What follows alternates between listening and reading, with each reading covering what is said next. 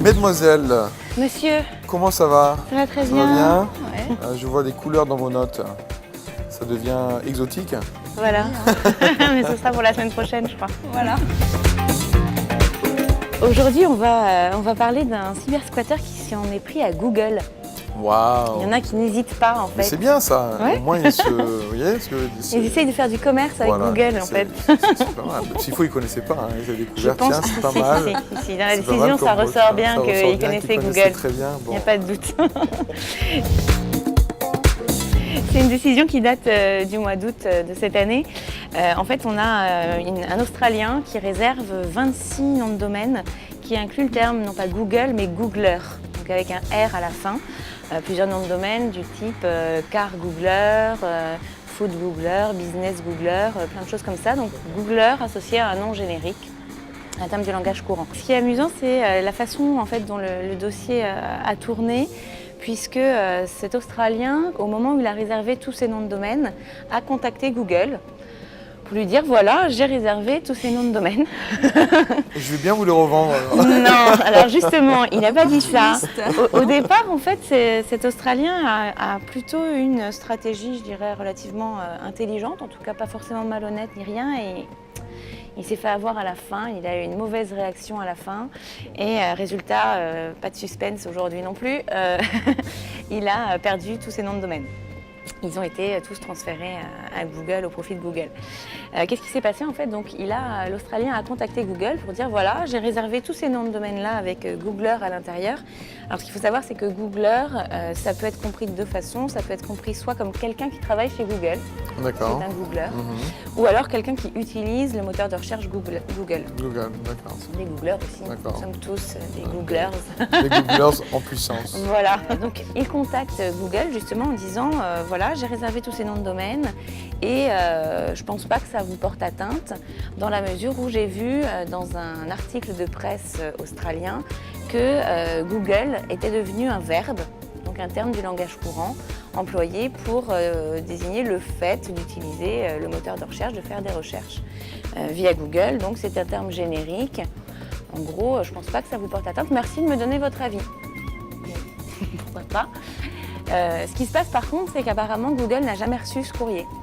Ah. Donc cet Australien n'a jamais eu de réponse à son courrier.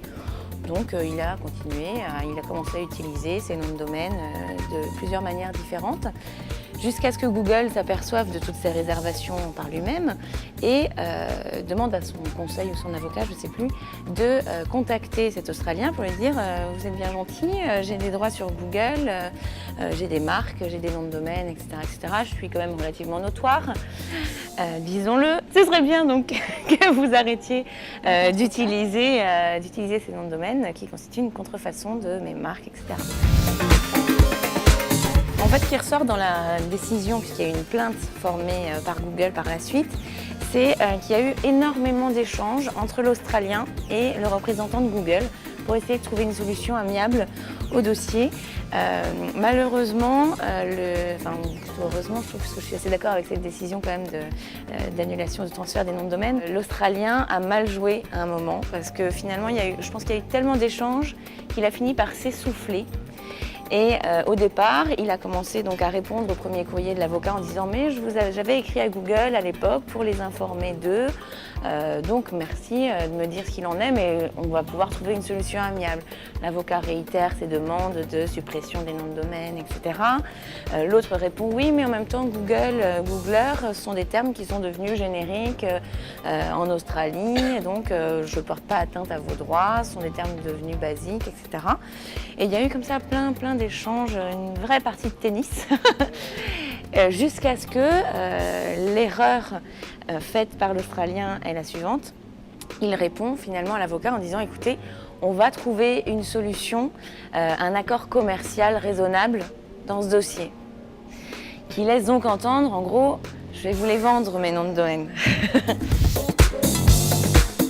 Grossière erreur, parce que résultat, une plainte est donc formée et l'OMPI, tout à fait naturellement, considère qu'il y a une offre de vente des noms de domaine. L'Australien, bien sûr, n'ignorait pas les droits de Google. même si Google ou Googler devenait un terme un peu générique en Australie, finalement, Google avait quand même des droits de marque valables au moment de la plainte, je pense qu'ils sont encore. Et l'exploitation qui était faite des noms de domaine pouvait, pour certains noms de domaine, soit être carrément confusant avec Google, puisque en fait, comme c'était des termes génériques associés à Googler et que ça portait sur des sites web qui correspondaient à des moteurs de recherche, on pouvait considérer par exemple que foodgoogler.com c'était un des moteurs de recherche de Google spécialisé sur l'alimentaire. Voilà, donc il y avait un risque de confusion pour certains noms de domaine. Pour d'autres, il y avait une offre de vente sur certains sites et en gros, nécessairement, l'OMPI a considéré, enfin l'expert a considéré qu'il y avait effectivement contrefaçon, que Google était dans son bon droit pour que cesse son atteinte. C'est très juste, enfin, je ne sais pas ce que vous en pensez. Je pense que c'est complètement juste. Je ne sais pas si la décision aurait été aussi catégorique s'il n'y avait pas eu d'offre de vente de l'Australien à Google. Certainement que oui, parce que l'OMPI a vraiment pris en compte la validité de la marque et ne s'est absolument pas prononcé sur le fait que peut-être Google était devenu un terme du langage courant du tout. Par contre, on verra dans d'autres décisions qui sont un peu plus contestables que parfois l'OMPI n'a pas ce discours-là, et ce qui est pour le coup un peu limite, je pense. Voilà, comme quoi tout le monde peut se planter. Tout le monde peut se planter, et surtout en s'attaquant à des énormes sociétés comme Google. Non, mais il aurait fallu qu'il agisse intelligemment et qu'il plante Google. Ça aurait été le plaisir de tout le monde. Qu'il ne propose pas cet accord, en tout cas, de vente. C'est l'accord de vente, enfin l'accord de... la proposition d'accord commercial qui sous-entend en fait qu'il a envie de vendre les noms de domaine finalement. C'était vraiment sous-entendu, mais il y avait quand même une proposition commerciale. Non, c'est mal joué. Mais moi, j'aurais vraiment souhaité que quelqu'un finisse par faire asseoir un droit ou quelque chose qui puisse échapper à Google, parce que plus on va avancer, plus on aura Google dans le frigo, on aura Google de partout. C'est juste amuser de faire tomber Google. Ça viendra peut-être, c'est ça viendra, mais comme tout, ça viendra. Comme toutes les marques qui sont utilisées, sauf que Google, je pense qu'ils sont quand même assez protecteurs de leurs droits de marque, nom de domaine, etc. Apple, ils ont le budget aussi. Ils sont protecteurs de leur marque. Je veux dire, même Microsoft, tout le monde. C'est tout à fait légitime et clair. Non, c'est simplement dans le sens où, bon, il y a un Australien là. C'est comme l'histoire de ceux qui ont craqué l'iPhone à une époque. Donc c'est bien toujours de trouver quelqu'un qui est tout seul contre une énorme firme et qui arrive, parce que c'est pas ça qui va faire tomber Google, très franchement. Si ça avait été une autre société qui était, sur laquelle on aurait pu empiéter, on aurait pu prendre vraiment, je dirais, une part de marché, etc. Mais quand même, un type qui va rentrer. Vous voyez, ça représente quand même quelque chose de minime. C'est bien d'en parler là, mais moi j'aurais été content que quelque chose. Vous voyez, je pense que c'est pas évident de faire tomber Google par rapport à sa marque, parce que c'est quand même une marque très forte. C'est un terme qui n'existe pas, Google, ça n'a aucune signification. Il est unique dans son genre, on n'arrive pas à le copier sans être... très notoire dans le monde entier. Non, c'est clair. Non, mais ça viendra, vous voyez. Mais il y en a qui osent tenter le coup quand même. Mais c'est ça que je trouve intéressant. C'est ça que je trouve intéressant, c'est que quoi qu'il arrive, si on pense on peut avoir un droit quelque part, il faut tenter le coup. Parce que si on commence à se dire non, on n'a pas le droit, on finit par ne plus rien faire. Et des fois, c'était quoi Mais c'est vrai que ça se tente, et sa démarche à l'origine n'est pas bête de contacter Google pour l'informer, voilà, j'ai réservé tous ces noms de domaine. C'est pas inintelligent comme démarche. Oui, tout à fait. Il y avait un cas similaire il y a quelques années d'une marque. Une marque qui avait été enregistrée, que c'était quoi, Vis-à-vis, je crois, un truc comme ça, Vis-à-vis. Voilà, c'est un type dans un bar qui avait enregistré son truc, alors que c'était...